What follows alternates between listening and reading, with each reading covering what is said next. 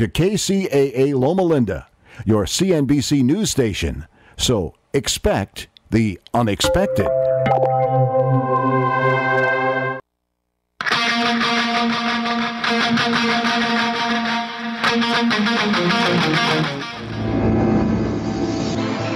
And now, it's For the People with Judge Herb Dodell.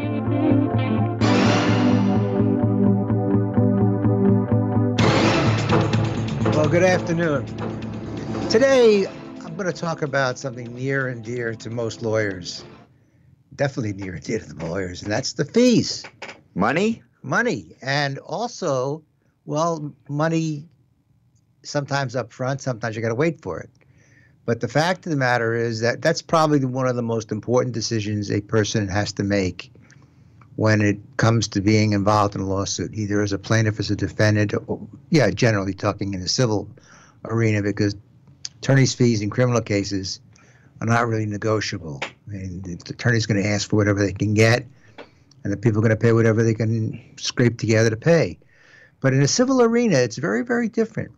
And because it is so important that we give you information for you to be able to make intelligent decisions, I said to myself, let's do an attorney's fee talk today, because it's really relevant and people do experience this on a regular basis. So anyway, people want to know, if you win your lawsuit, do you get attorney's fees? What do you think, Gary? You mean, does the person that lost pay the attorney's fees for the other client, or does it the attorney? Sometimes. I'm sure it happens. I mean, mostly, I've been involved in some lawsuits, civil lawsuits, and normally the attorney gets 33% of whatever the winning is, or you make a deal with them. In one of my cases, which was a defamation lawsuit, I was filing against a golf course. They took 50% of it, which was fine with me. They told me up front whatever the settlement was would be 50-50, and I said fine, because I wanted to get it settled, and it had been going on for years. But I believe, if it depends what kind of case it is. I believe, I think the client, can ask for attorney's fees and things like that. What do you think the other side should pay if they lose? Maybe in some cases. In some cases, yes. Some cases, no. I don't know. I think it all depends on the case and how much money the fee is. Look, it makes a big difference in terms of whether you're going to proceed to the end or you're going to try to settle it, because settlement eliminates the argument over the fees. Right. Because built into the ultimate settlement, we call them sometimes global settlements, meaning all the issues are resolved at that time, so you can avoid any disputes later on, although they shouldn't happen. Why shouldn't they happen? Because it's usually a written agreement. In fact, in California, it's required in any case that involves more than $1,000, there must be a written agreement. There are ramifications for that. It doesn't mean you don't get paid, but there are certain limitations because you didn't have a written agreement.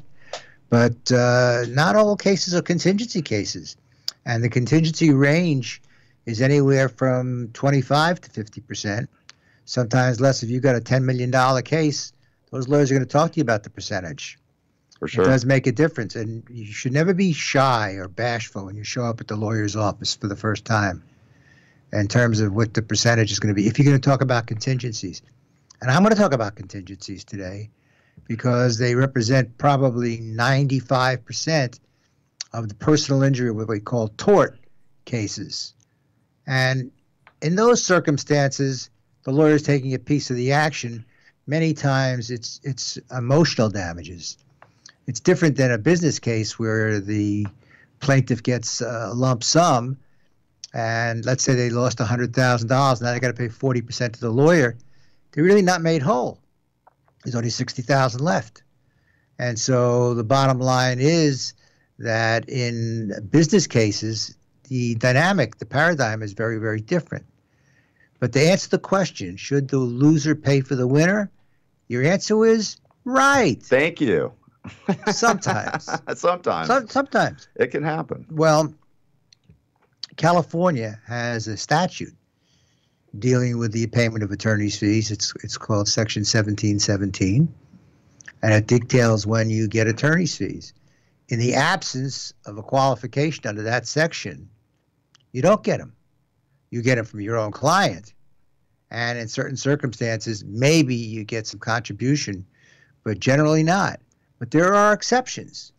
The primary exception, and something you should absolutely look into when you're hiring somebody, is what's called the prevailing party provision. Prevailing party is what it sounds like. The winner gets attorney's fees. What kind of attorney's fees do they get? Reasonable attorney's fees. What are reasonable attorney's fees? It depends on who you talk to. It's determined by the judge, isn't it? A lot of the time. Yeah, pretty much a matter of judicial discretion. Yes. I've had to evaluate attorney's fees requests when I was sitting in restraining order court, because the prevailing party, if you're the respondent and the petitioner does not get the order, and you had to hire a lawyer, you are entitled to your reasonable attorney's fees. How reasonable are they? Well, it depends on how much time you put in. Depends on how much your experience goes. It depends on what you've done in the case. But lawyers will, given the opportunity, take a chance to get as much as they can, and not only with the most honest intentions. And so Bill for lunch? You mean bill for lunch? Oh, that's a pet peeve with me. That's one of the things that I had thinking about the big firms. I always use the example of, you go up to these fabulous law offices. I mean, art is on the wall. They got statues in the hallway, and everybody, it's very pristine. Lots of space and everything that you're paying for. And so they got to get money someplace, and who are they going to get it from? You, the public. And some people have this illusion that if you go to these big firms, you're going to get better service. In actuality, that's not true. I'm not saying it always happens that way. Nothing is an absolute. But generally what happens is you go and you meet the upper person, senior partner, or whatever it is, managing partner, and they got you in the conference room with them and some young lawyer, and the senior partner gives you the how do you do. You get 5 minutes, and they leave. And now you've got somebody who got out of law school 6 months ago, just got their license. And you're paying top dollar for those people. And that's where the big money is made by the firms. Because what they're doing is they're charging you $350 an hour, and they're paying what we call the grunt, the people who do all the work. They're paying them the equivalent probably of $50 or $60 or $70 when you factor in the overhead. So the big profit is on the associates. It's like they're outsourcing it in a way. Yeah, but you do get some benefits because the big firm has malpractice insurance and things like that. And the name. And the name. They think it sells stuff. Right. It's true. Some firm names do sell.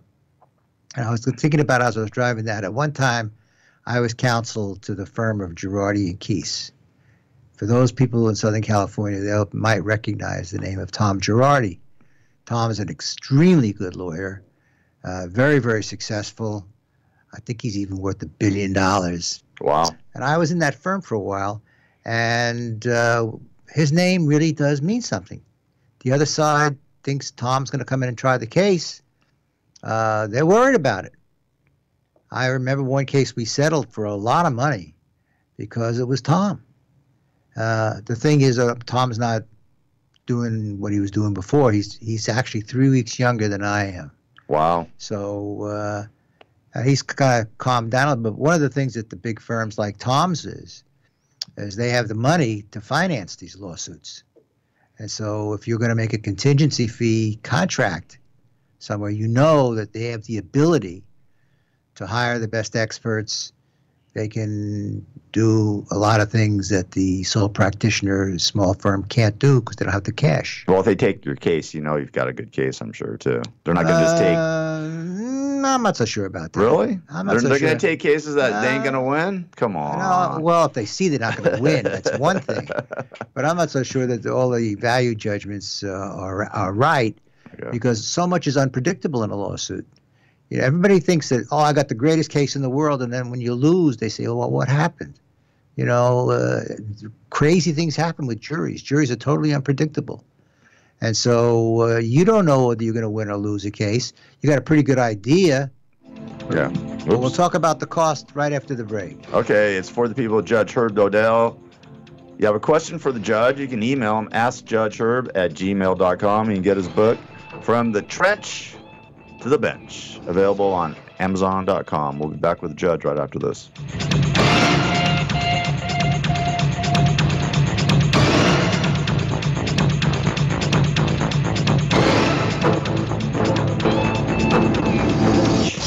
AM KCAA. Herb Dodell is a lawyer and a judge for the people. Having served as a Superior Court judge, presiding over more than 9,000 cases, he has witnessed firsthand how complicated and corrupt the legal system can be. His goal is to show how things really work in the legal system so that people can navigate the legal system in the best way for them. Many people often feel marginalized by the legal system and are uninformed about how to proceed when unfortunate circumstances arise in their life. Judge Herb will pull back the curtain, lift the veil, so people can truly understand their rights, have access to top legal personnel that they can trust, and have knowledge about how things work so they can make better choices. Judge Herb isn't just knowledgeable. His integrity and spiritual values are truly what make him different. He cares about democratizing access and information for all and desires to turn on the light so the people, you, can benefit. For more information, email the judge at askjudgeherb@gmail.com. That's askjudgeherb@gmail.com.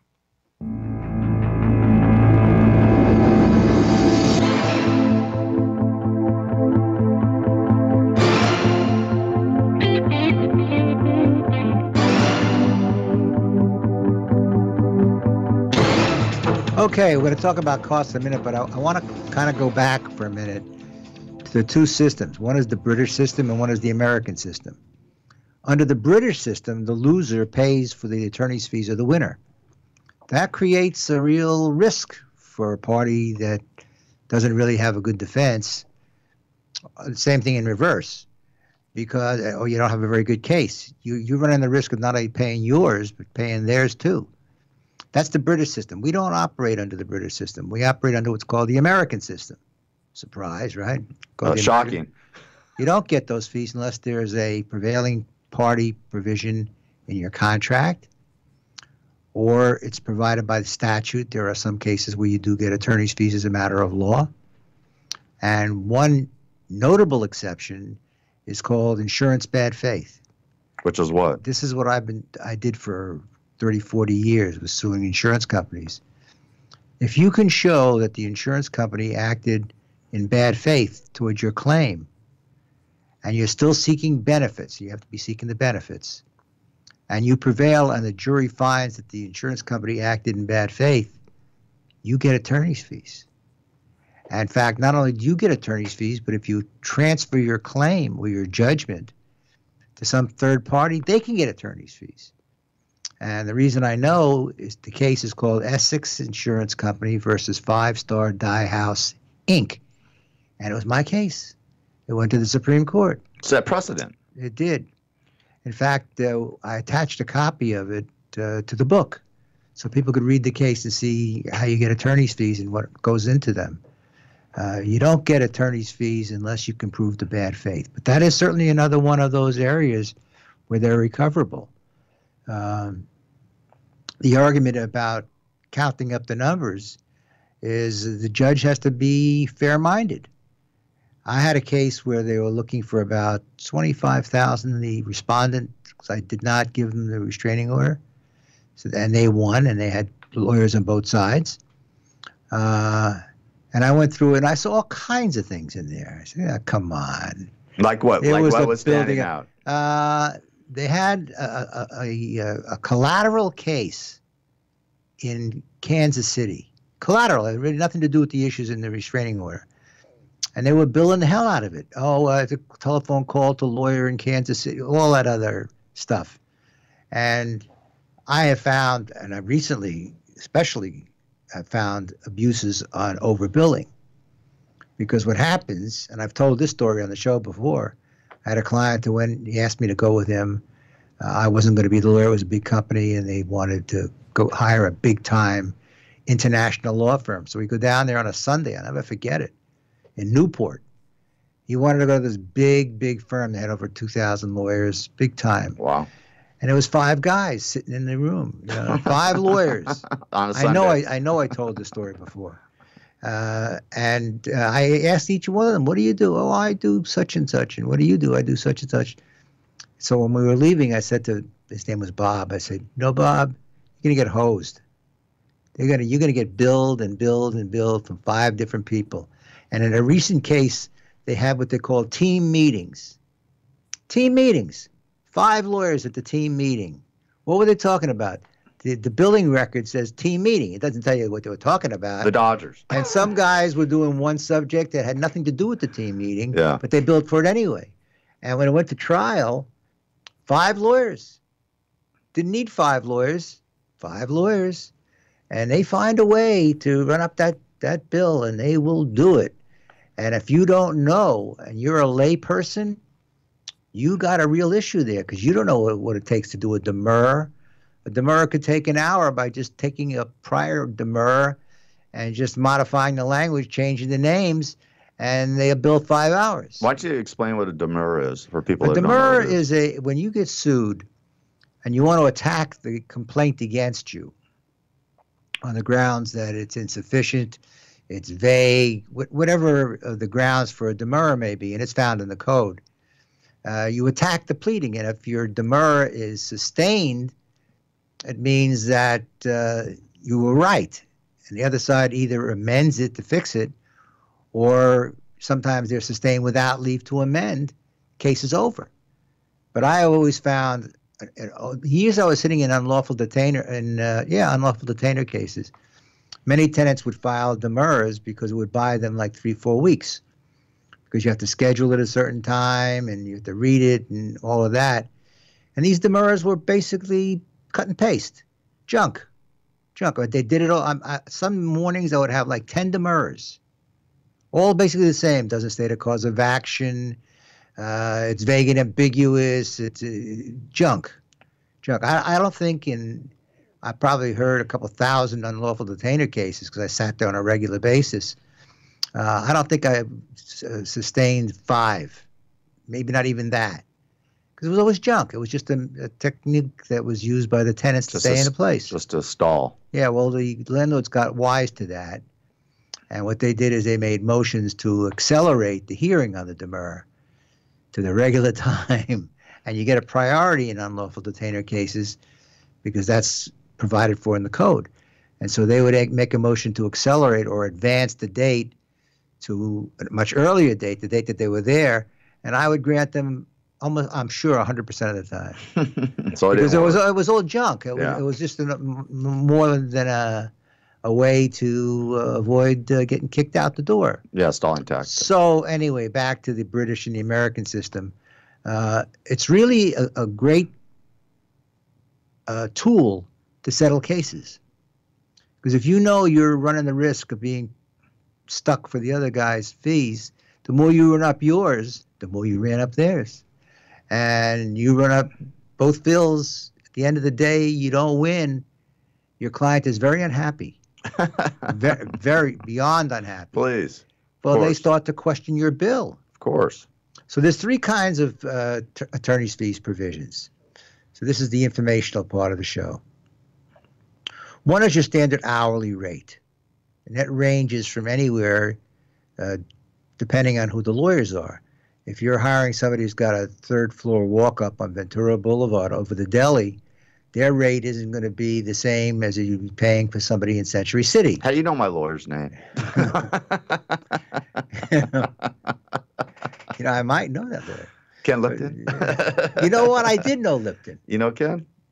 His name wasn't Ken. It was Lipton, though. Oh, no. It's a case named after that lawyer. No, it's probably not the same person. Anyway, bottom line is it's all negotiable. Yeah. It's 100% negotiable. There are some of the top-end firms that won't go below a certain amount. Well, what's like, listen, let's say you don't have a lot of money. Say you get a DUI. Okay, you don't have a lot of money to fight it, but you want to fight it because, you came in near the legal limit. What would be a good price for somebody, an average layman, to hire a lawyer? What would be a fairly hourly rate? Well, you have to look at any potential ramifications. In other words, is it a second offense, a third offense where you're on probation? If you're taking the average run-of-the-mill case where you've never been busted, know nothing about it, the driving was marginal, maybe. You just want to fight in court. You want to fight in court, but you don't want to go through a public defender. You want to hire a private lawyer. What I think the going rate, not my rate, but the going rate is between $2,500 and $3,500. I would say is the average rate for defending a DUI. Because keep in mind, your average DUI case, and I'm having to focus only on the average ones. I'm not talking about anything exceptional. Right. You're making one appearance for the arraignment. The client doesn't even show up if it's a misdemeanor. You can do what they call 977, meaning you're appearing for that person. So you go there. The place is a cattle call. Right. The room is filled with 50, 100 people. And you sit up in the front waiting for the judge to show up, and they're never on time. Right, Judge. Never on time. Well, I'm pretty good on the time. Oh, come on. What time do you really get in a court? The traffic is it's usually traffic. It depends. It depends on the day. Hold on. What normally do you? What time? I got to be in tomorrow 8:30. I'll be on time. You'll be on time at 8:30. You'll be on the bench at 8:30, Judge. I'll be there at 8:30. No judge is on the bench at 8:30 in the morning. Especially not in the DUI court. I'll tell you Damn that. right. I know that for sure. Never. In fact, it's scheduled for 8:30, and you always say to yourself, "What if I show up and there's a temporary judge there, or the regular judge isn't there, and the person that's going to sit in for that person is prompt, and they start on time, and you're not there?" You know, you wrestle with the outcome. Normally, what you do is you just call up the court. Right. On the road. I'm a half hour late. Okay, fine. You do that, you're okay. Yeah. But if you get there at 8:30, you're going to sit around and read. Oh, yeah, you're going to be stuck there for a while. You're talking to the lawyer sitting on either side of you, and whatever you schmooze. Or even small claims court, too, it happens, you know. Small claims court is a little different because we have to check everybody in. Right. We still check everybody in the criminal cases, too. Yeah. But you have a long line. I told the story. I had 86 cases one day. It's crazy. 35 in the morning and 40 some odd in the afternoon, whatever it was. Mind-boggling. We had 2 clerks in that court because they were lined up in the hallways. There wasn't enough room in the courtroom. So by the time you check everybody in and we get a chance to actually review what the files look like, small claims court files are very skimpy. Yeah. It's usually, like 2 pages. Right. Sometimes there are attachments and exhibits and things like that, but generally, it just told you what they're looking for. Like, I didn't return my security deposit. Okay, thank you. Next on the pile. Because you don't need to go any further than that. You know what the case is about. But for fees on a DUI, you make that one appearance for the arraignment. You look at the police report, which you get at the arraignment. That's the first time you see what they got. And it says blew a .07. Well, that's going to be a reckless. Right. Reckless driving. It's a different section of the vehicle code. Yeah. Less severe penalties, too. You don't have to lose your life. It's a lot different. And so anybody that's done these before, and it's pretty much cookie cutter, knows exactly where to go. If you look at that police report and it says the reading is 1.4, you're not going to settle that case. Right. Unless you got some major evidence to support it. The machine wasn't working. They were chewing gum, whatever it may be, you're not going to settle that case. You're coming back. Yeah. So now you, the lawyer, have to make a second appearance. They usually call them a pretrial or trial setting. And you go back and you try to negotiate a deal. The deal you can make on a 1-4, ain't much of a deal. If somebody had a prior, maybe if you're really good, you get the DA to strike the prior. Because the penalties are greater for a second and third offense. You can go to jail. In fact, third offenses in some places become felonies. Really? Yeah. Wow. That's a serious difference. I think I've explained what the difference is between the jails and the prisons. Yeah. Misdemeanors are in jail. People go to jail. Right. Jail is generally a local facility. LA County. Yeah, and up to a year. Yeah. The misdemeanants go to the jail.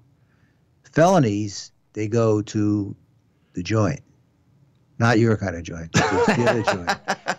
They go to the state prison, and those are not hospitable places. They're terrible places. Never been in one. Never want to be in one. Oh, I've made many visits to them. Food is awful, by the way. And the company, forget about that. You don't hang out with those people. But we'll talk more about that right after the break. All right, it is. For the people of Judge Herb Dodell, check out his YouTube videos. He's got plenty of them. Judge Herb Dodell, just look him up on YouTube. And we'll be back with more right after this. NBC Talk Radio, 1050 AM, KCAA. In his book, From the Trench to the Bench, Judge Herb Dodell demystifies the legal system, including both civil and criminal, the lawyers, the judges, and the process. As a judge, former deputy district attorney, and criminal defense attorney, he knows the legal system. He has the inside information that you need to pick a lawyer, and he's here to give it to you. No matter what you're facing that makes you think you may need a lawyer, Judge Herb will shed valuable light on your situation and reveal your best options and many secrets of how the judicial system actually works. To find out more about how the legal system really works, you can get your copy of Judge Herb Dodell's eye-opening book, From the Trench to the Bench, at Amazon.com.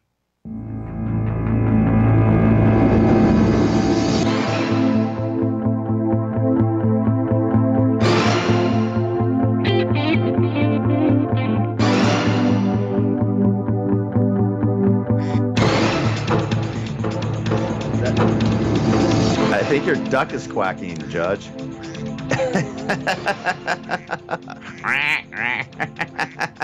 It's always the same guy. I love it. I love your phone, man. We'll do these YouTube videos, and the judge's phone starts ringing or quacking. Oh, it was our guest from last week. That's who was just calling me. Oh, yeah? Ray Aver, the bankruptcy guy? Yeah. He was calling me back. I wasn't calling him, but... Well, Sears filed for Chapter 11 bankruptcy, and I was thinking about the show last week that you talked about Chapter 11 and all that. And it's called protection. Yes. It's to keep the assets from being grabbed by all the creditors. Right. And they work out a plan. Not that we're going to change the subject of today's show, but that's the difference between a 7 and an 11. In 11, you work out a plan. All the lawyers sit down with the accountants, and they figure out a way to keep the place going, collect the revenues, minimize the costs, bring in a receiver, whatever they want to do, and then they submit a plan to the bankruptcy court. And if the court approves the plan, basically the debt is discharged subject to the terms and conditions of the plan. So that is a favorite of big-time corporations. Look, sometimes they go $100 million corporations are going bankrupt. People say, how could that be? They got all this money. Well, they got all this debt is what they got. Yeah. Well, and a lot of it is secured debt. And secured debt is entitled to preference. Preference meaning you're in a different class or different classification. You may be a Class 1 creditor. And if you are unsecured, then you're a Class 2 creditor. And guess who gets paid first? The Class 1 creditors. Of course. There's usually nothing left for the Class 2 once the attorneys take the money off the top, which attorneys do very well in bankruptcy. I'm sure they do. Off the top. I got a question for you about, we were talking about attorney's fees. That's what the show's about. How if you don't have any money? How if you're broke and, you have zero money to pay an attorney? What do you do? I mean, in a civil case, it doesn't matter. But in a criminal case, you're entitled to what's called the public defender. Okay. The public defenders are hardworking people. They are overloaded with cases, loaded. I've seen them come into the courtroom with a stack. They couldn't even get it under their arm. Yeah. That's their morning calendar. And they're in the lockup, which is where they keep all the prisoners, waiting to come into the courtroom. They're in there all morning, writing up and taking interviews from people who are oftentimes habitual criminals. Aren't they doing a lot of plea deals? I mean, public defenders, I would think, have to do a lot of plea deals. Yeah, well, the DA needs to do a lot of plea deals too. Right.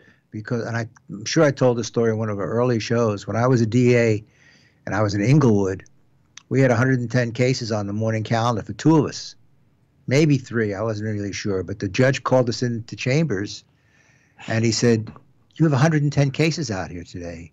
Get rid of them. Get out there and make some deals." And I immediately called Monty Hall, and Carol Merrill. No, behind door number 1, you didn't want to go. Right. That door led you to the place with the little bars. Door number 2 is the way out. That's the exit. So to answer your question about the DUIs, there are so many variables, and I think that in many cases, once people know what their reading is, and they can go to the arraignment by themselves. You don't have to have a lawyer to do that. Yeah. And you take a look at that police report, and if it says what it says, and you look it over, and you say to yourself, look, I don't care if I get Clarence Darrow. Most people don't know who Clarence Darrow was, but great attorney. He was a great lawyer in the 1930s. Yes. It doesn't matter who you got. Right. You're not going anywhere with that. It's standard. It's pretty, yeah. In fact, in my book, I have in the appendix, I have a form that is used in the criminal code. It's the actual form. I took it one morning out of the basket. You know, we have a basket of forms, and I printed it, and I included it as an exhibit. It shows you exactly what's going to happen to you if you're arrested for a DUI and you're convicted or you plead or whatever. It's all laid out there for you. There are a couple of choices. One is probation, one is not. The term of potential incarceration is different, but it does not take a genius to figure out what it says and what your options are. And sometimes searches are not good. Maybe they busted you for something and they're using evidence that they grabbed. You see a lot of that in drug cases. They're called 1538.5 motions, and they basically are to suppress the evidence on the grounds that it was taken in violation of your constitutional rights. You can win some of those. Right. And you can also sometimes win on a technicality. They must test you within 3 hours of the time they saw you driving. So if you were lying on the side of the road, not lying down on the road, but if you're sitting in your car sleeping. Yeah, like Tiger Woods was. Well, I don't know, but I don't remember that story. I remember Tiger Woods was sleeping. They found him sleeping in his car, and he was under like pain medication. He was under like pills, and so he wasn't. Yeah, but he wasn't to get drunk. you behind, they gotta put you behind the wheel of the car. He was. If he was sleeping in the car and they don't know when he pulled over, they didn't see him driving, him or whoever it is. Mm-hmm. And if they take you in and run the tests, if it's more than 3 hours from the time you were driving, remember they can't show it when you were driving, then it violates one of the local rules. Really? And sometimes you can win on those technicalities. There are some very sophisticated DUI lawyers out there. Yeah. But for the most part, it's a mill. What I mean by a mill is just grind them out. Let me ask you a question. So you can, let's say you get a DUI or you get some real small misdemeanor like a trespassing or just something, you know, whatever it is, very, very minor offense. Can you actually go to the DA yourself? Like a lot of people are intimidated in court. I mean, my dad was an attorney for 30 plus years. I went to court with him many, many times. And I had a couple things that I got a DUI God, how long ago was it now? Like 20 years ago, I think it was. I got a DUI, and I hired an attorney that he knew and was a friend of mine.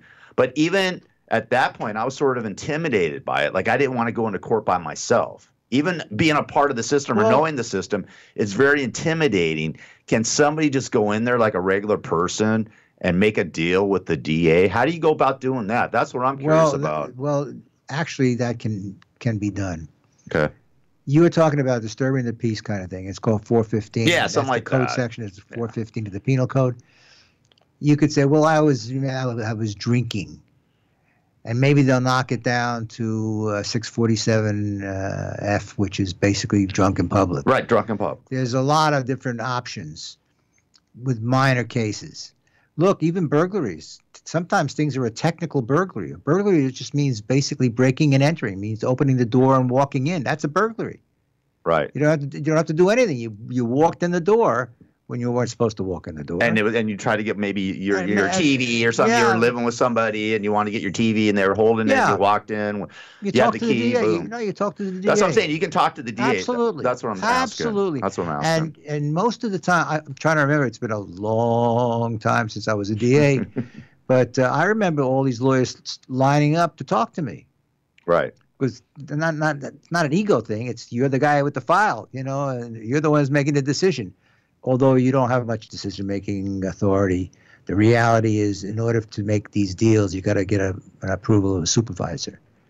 And so you just can't just dispense it any way you want. But they would come in and they would say, look, about this, can I do that? And you look at a long line. You say, you know what? I don't want to try this case. Can I make this case beyond a reasonable doubt? Because that's the criteria, when you're deciding whether to file a case. I'm sure I mentioned it before. What happens when you're a filing deputy, which I was, the cops come in and they tell you their story. And then you decide, with or without the supervisor's permission, depending on the circumstances, whether you want to file a criminal case or not. The first question you ask yourself every time, can I make this case beyond a reasonable doubt to a moral certainty? And if you got any doubt in your head, you don't file it. Especially if you want to get promoted or move places, you don't want to take losers. Right. If you think that they don't care whether they win or lose because they're civil servants are getting paid anyway, that's not so. You could end up in prosecuting traffic cases, or you could end up with the good stuff. The good stuff meaning the challenging stuff. Right. And trials can go on for a long time. I had a 5.5 month trial. 5.5 months. I was done every day for 5.5 months. Wow. In Orange County. Oh my God, that's a drive. And my wife was 8 months pregnant. Oh my God, I'm sure she loved that one. Well, she came to court with me every did day. she? The last couple of months. Yeah. And fortunately, our son was born on the weekend. But the fact of the matter is they could go a long, long time. And you commit to it, you better be sure that the client can afford to pay you. We always had a little expression say, get the money while the tears are still dropping.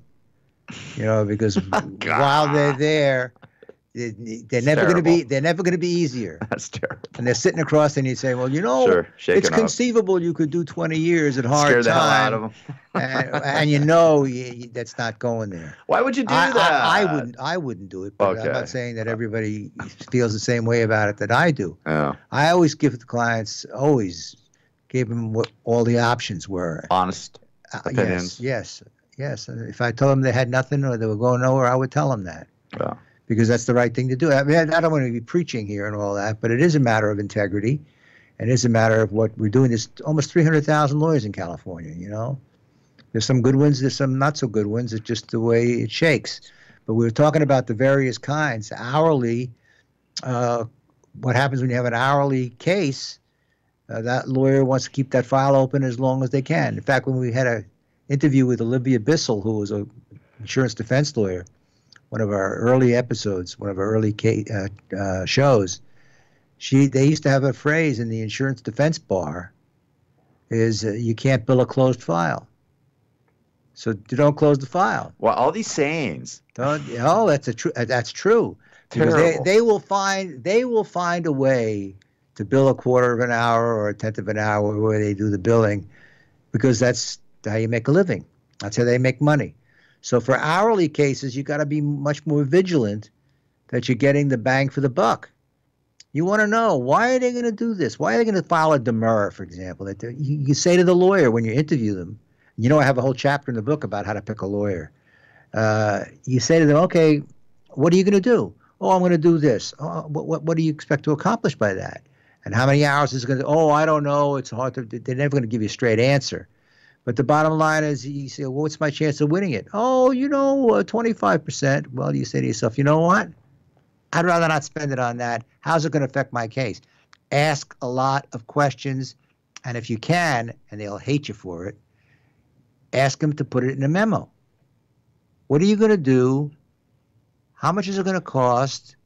What's my likelihood of success? No lawyer is going to tell you that you're absolutely going to win or you're absolutely going to lose, because that's ridiculous. You win some that you never should have won, and you lose some that you never should have lost. Just the way the vagaries of the system work. But you make sure you hold control over what the billing is. So you get a written document from them then? Yeah, get a memo. I had a custom in practice. As things were going along during the course of a case, I'd write them a memo just to keep them up to date. This is what's going on. This is what we've done. This is what we're going to do. Things of that nature. I always felt it was better that the clients be informed. Some of them are better informed than others. Others don't know anything. Right. You can tell them anything you want. And so hourly, that's a risk. So you say, well, how about a contingency? Everybody wants to talk about contingency. For auto cases, absolutely. Products liability, things like that. It makes sense to want a contingency. because you don't win, you don't pay. And they all advertise that. That's just true. Right. But there's a risk with that, and I'm going to tell you right after the break. Okay, it's for the people. Judge Herb Dodell. Like I said, if you want to ask him a question, email him. You'll answer most of the questions. I'm not too far behind. Okay. AskJudgeHerb@gmail.com and get his book From the Trench to the Bench. Available on Amazon. We'll be back with more right after this. Oh, by the way, his website, JudgeHerbDodell.us. NBC Talk Radio, 1050 AM, KCAA. Did you ever meet a lawyer that was for the people? Someone who had the best interests of the people at heart? Herb Dodell has been a lawyer for more than 50 years and has been a Superior Court judge for 9 years, having presided over more than 9,000 cases. In this show, he will reveal the secrets of how things really work in the legal system, so you can maximize your position and benefit most when you're in trouble and need someone on your side to simplify the process for you. For more information, email the judge at askjudgeherb@gmail.com. That's askjudgeherb@gmail.com.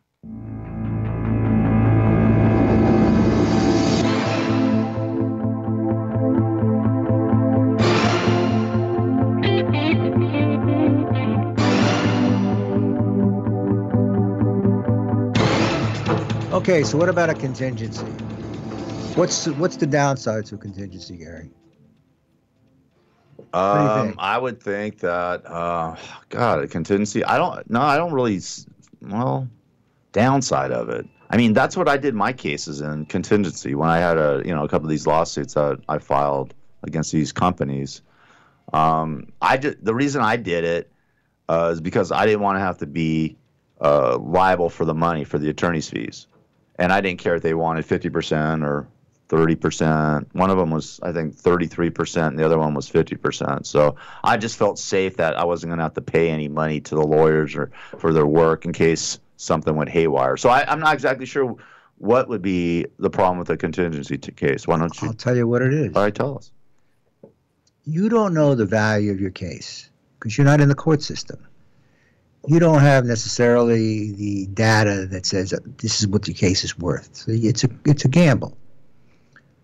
Lawyers that take cases on contingencies, the more cases they have, the more it affects their cash flow. Meaning if they have 100 cases going on at the same time and nothing settles, they got to be the bank. Right. And they run out of money, or you get a case that requires a $50,000 expert. And all of a sudden you don't have the cash around to do that, and you run out at the bank or whatever it may be, and so you got to settle cases. Client doesn't know what the value of the case is. You get them in there, and they say to the client, Harry, we got a problem with the case. This person over there, had a hangnail and whatever the story is, and we got a real serious risk, and the system is operating, there's an appeal, and they downplay the value. But I can get you X. I think I can get you X. I know the other lawyer, they give you a little song and a dance. But we have too much risk to go further than this. So what happens? You settle it quicker for less money. But at the end of the day, it's not less money to the lawyer because they've saved all of the dollars they would have spent on paying the associate, the paralegal, the costs and the filing fees and the deposition transcripts and the travel. They saved all that money. And so at the end of the day, they'd rather have 40% of X than wait 2 years to get the same 40%. Because the net at the end of the day, the earnings at the end of the day are going to be less. So on contingency cases, especially with the big firms, when I say big firms, I'm talking about the firms that run, the term that's used is the mill. They have 500 active files, and they're rolling them over. The lawyer, how much work do you think the lawyer is actually doing on 500 files? Not a whole lot. No, you can catch them at the golf course. Yeah. Because those cases are being worked on by paralegals. Right. What do the paralegals do? Paralegal gets the medical reports, makes all the appointments for you to go to the various doctors, communicates with the insurance company, writes the standard letters, but they are standard letters. And only when the insurance company says they're not going to pay or they're going to pay less or whatever, does the lawyer really ever get involved. Not too often. So you're paying for the paralegals. You're paying for, yeah. You could really do it yourself. However, it's not a good idea because you don't know the lingo. You don't know how it really works. It used to be a rule of thumb. It's changed a lot, I think, over the years, that you'd get what they call 3 times specials. Specials are your medical bills or whatever. So if you had a $3,000 medical bill, your case is worth $9,000. That dropped to 2 to 1. Now it's basically 1 to 1 with a little fringe on the outside, but every case is different. I love to tell this case. I have it in the book. I want to take a minute to tell the story. I had a client who came in as a man, and he was injured in an automobile accident, and the insurance company offered him peanuts, right? But what happened was he decided to become a woman. What? He decided to become a woman, and I said to the insurance company adjuster, I said, what happened? This accident triggered off a condition that was dormant all those years. This is before people talked about transgender things and socially. What year was this, Judge? Probably 35 years ago. A long time ago. I was on Sunset Boulevard. I remember it because I remember him, and then I remember her. And so the accident. I argued that it triggered off, and he had been married. I said it ruined his marriage. I mean, I made it up as I was going. The bottom line was, you know what? I settled the case for the maximum policy limits. Really? They don't want to take the chance. Yeah. Because if you see, one of the things about insurance law or bad faith law, and public should really know this, because this is your leverage. You don't have much leverage. This is your leverage. If you offer to settle for a certain amount within the policy limits, and they don't pay it, and you go to trial and you get more, no matter how much more, that means there is no more policy limit because you have a bad faith case. And for that, you get emotional damages, attorneys. There's a lot of reasons why you have some leverage, and that's why you push the envelope to the maximum you can get there. So the third form of attorney fees are hybrids, meaning part hourly and part contingency. If you haven't got a lot of money, but you have some, and you don't want to give up the biggest part of your case, especially if it's a business case, you make a hybrid deal. You get it for maybe 20% contingency and 25% off of the normal hourly rate. So those are the 3 ways that you can negotiate attorney's fees with a lawyer. And I always tell people, how do you pick a lawyer? Gut feeling. Otherwise, recommendation, of course, is the first thing you look for. Somebody who's had an experience with that lawyer, but you got to have a feeling. And if you say to them, look, we may need to have an expert, a forensic accountant, and you know how much a forensic accountant is going to cost you, if that lawyer is not prepared to commit to hiring somebody, when you're talking about a contingency case, you want to move because they're not going to be able to give you the need that you have. They're not going to want to or be able to. And that's why you go to some of these firms that have big cash. They don't have a problem taking money out of the pocket because they're going to get it back anyway. You get it back. So the question oftentimes is asked, what do you do if you don't like your lawyer? That's what happened with me. You fire him. Yeah. Her. Fire him. That's what happened with me. They basically, with this lawsuit that I filed against this golf course, they started questioning me about everything, about my interviews with the Howard Stern show and all sorts of things because it was based on racism. My case. I remember this. I remember the case. And I was just like, why are you questioning me like this? You should be questioning them. And they were like giving me the 3rd degree. I mean, on and on and on. I finally just said, I really don't want to deal with you guys anymore. I told them. Well, you can always – then there's a question of what happens to the fees. They didn't even charge me any fees. Well, that was fair. That was. But most of them don't. If they put in a year worth of time and you'll decide you want to fire them, they want to get paid for the year's worth of work that they did, and they should be. Well, how about they say, you know what, at the end of the year or whatever, they go, you know what, your case is not winnable or whatever. we're going to drop it. Different. Okay, that's what I'm asking. Because this is what happened with them. Well, under California law, the case is called Fracassi versus Brent. I remember that case from 40 years ago. Fracassi versus Brent says if you have a contingency fee agreement and you quit, you tell the client you no longer want to represent, you lose your contingency fee. There you go. But you can go after what's called quantum merit. Quantum merit means the reasonable value of your services. What happens when you see a change of lawyers, usually if there's only two, one the prior one and one the current one, they will either agree between them by just taking how much work you did, how much work is going to be done or whatever, and they work it out, or they can do what's called a fee arbitration, which happens frequently, where you submit everything to a neutral arbitrator, and that arbitrator decides what to do about it. People always say, well, if I don't like what my lawyer is doing, can I report him to the state bar or her to the state bar? Yeah, you can, but it's ridiculous. Nothing's going to get done. And no, I'm not saying that, sometimes lawyers get in real serious trouble. Well, sometimes. Yeah, but writing a letter to the state bar is a reactive conduct that's just done out of spite and out of vengeance. And when you do things in your life out of spite and vengeance, you get it back. It may not be immediate.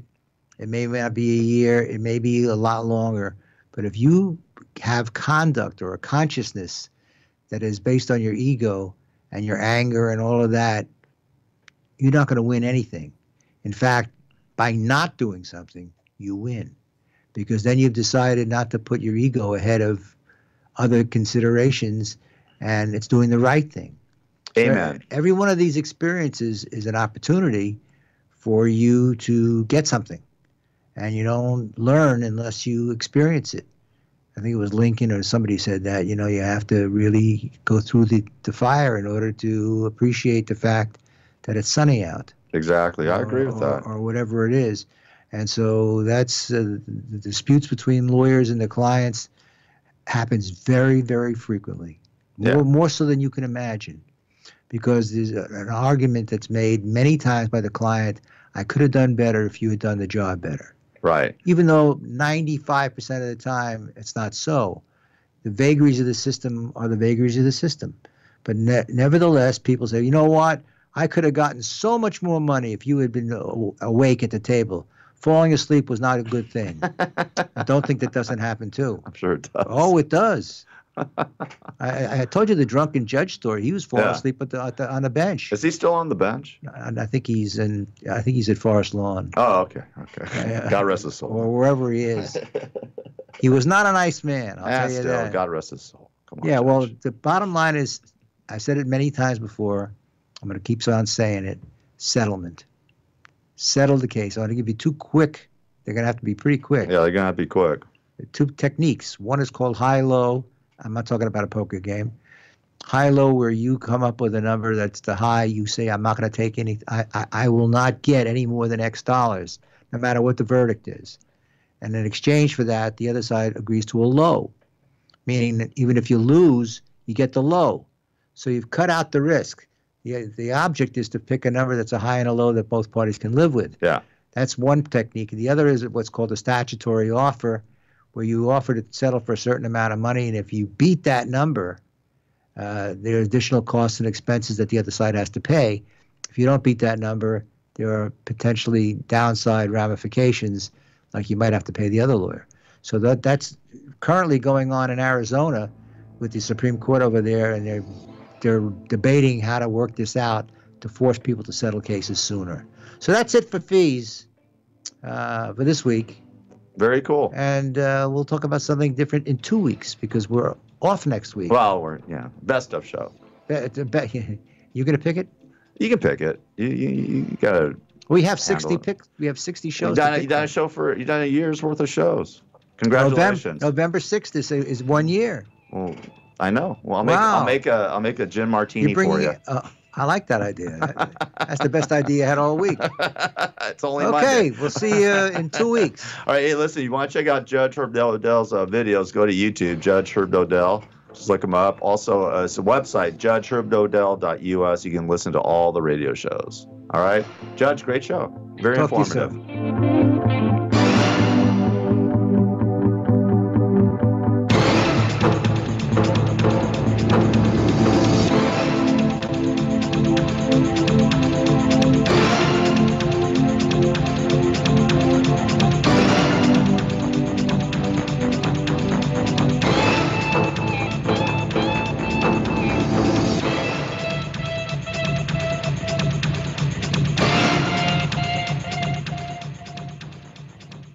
KCAA Loma Linda, 1050 AM, 106.5 FM, and